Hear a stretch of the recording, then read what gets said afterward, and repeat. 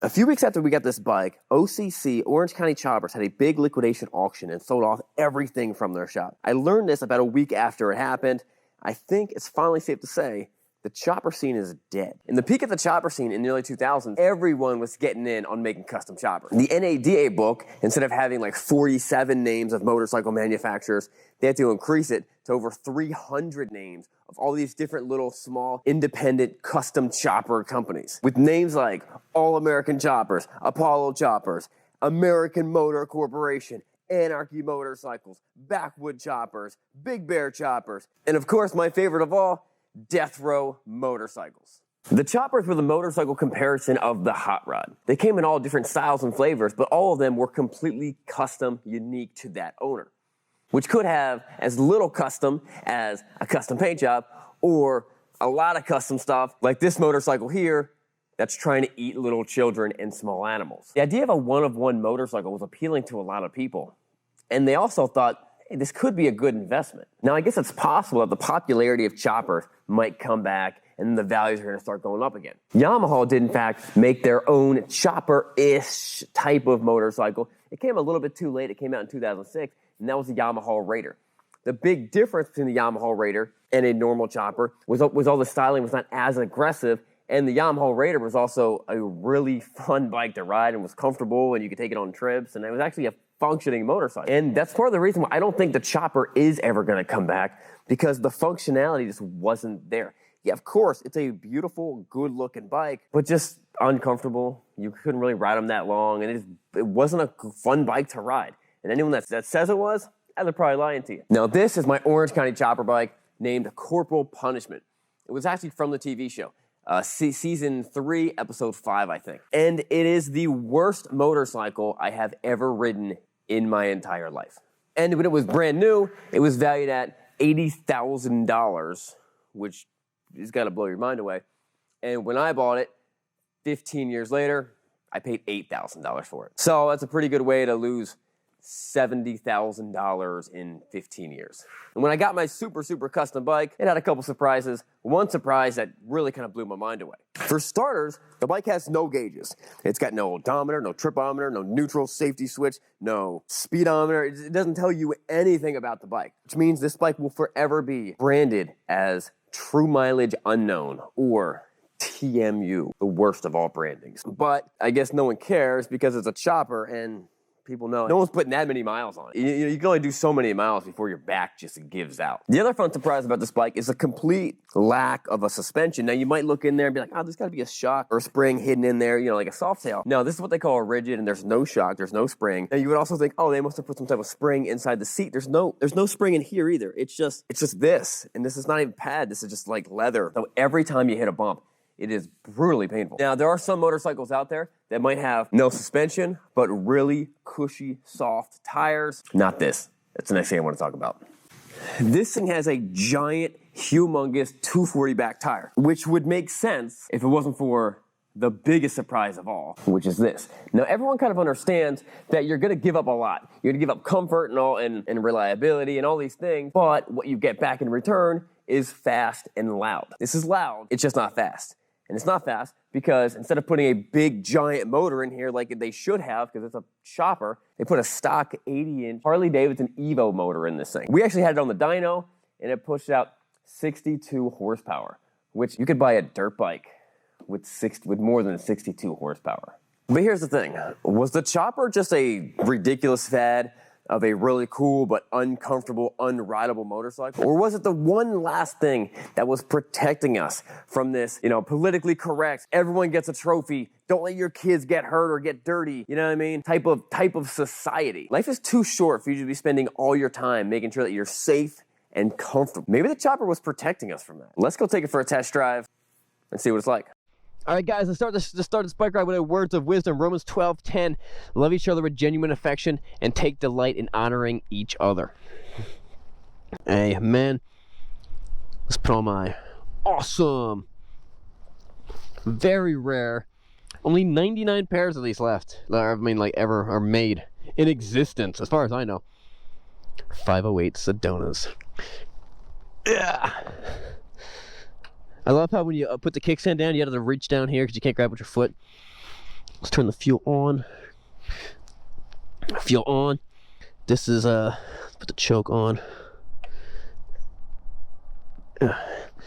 Crack that.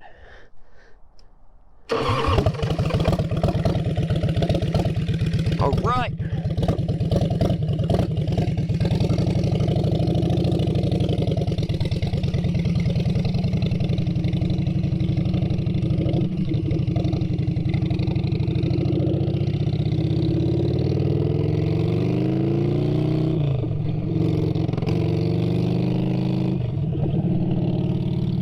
Let's take this choke off. There we go.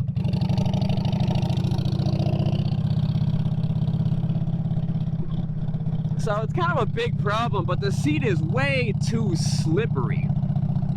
And you just want to slide off it. So if it had tons of power, which it needs to have tons of power, you just want to fall off and slide off the back of the seat. It's kind of obnoxious. But everyone likes to look at you. Oh, shoot. All right, maybe it's too early to take it off a choke. Let's try that.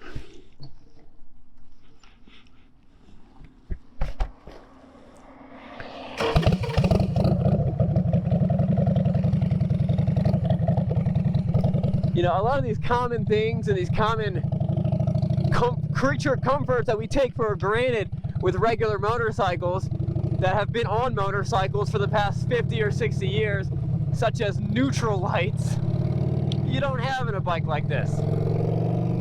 Me personally, I like to have a neutral light.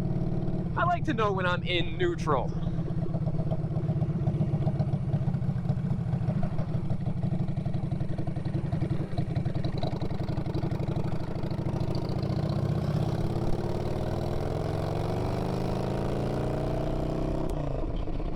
It sure makes a lot of noise with that very almost non-existent exhaust.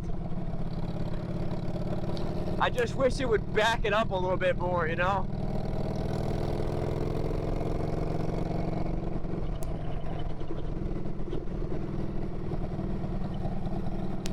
Now a lot of times the way if you have more rake, the chopper will end up feeling like a bike with big apes. This is not horrible. If you look, it's only a few inches, maybe it's almost, my arms are almost level, if maybe an inch or two above. So that's not that bad. Ooh, hitting bumps is brutal.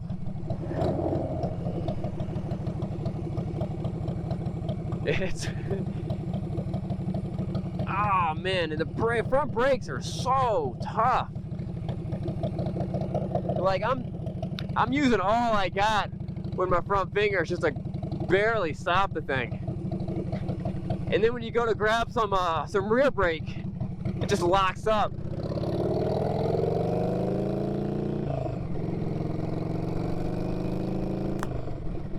I mean, I don't know how long the bike was sitting before I got it.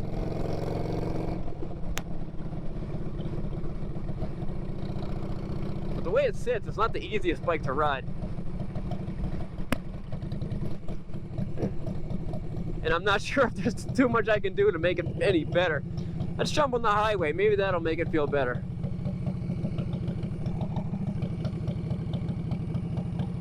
I would do a 0 to 60, but I don't know how fast I'm ever going.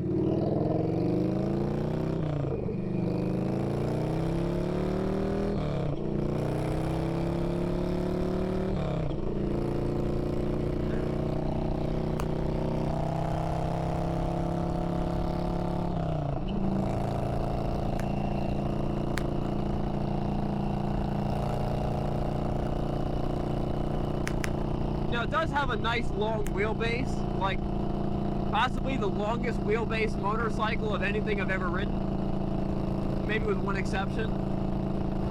But so it does feel very stable. I will give it credit for that. It does feel very stable cruising on the highway.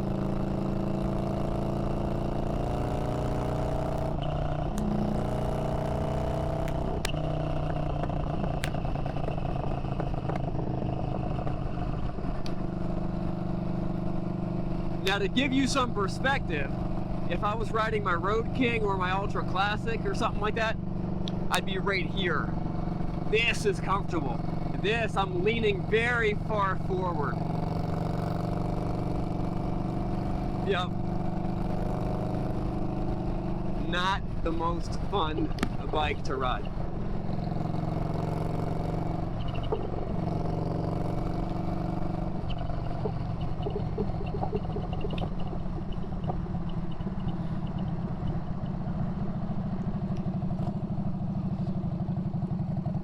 Anything that looks wet right now is most likely ice, so I'm taking it pretty easy.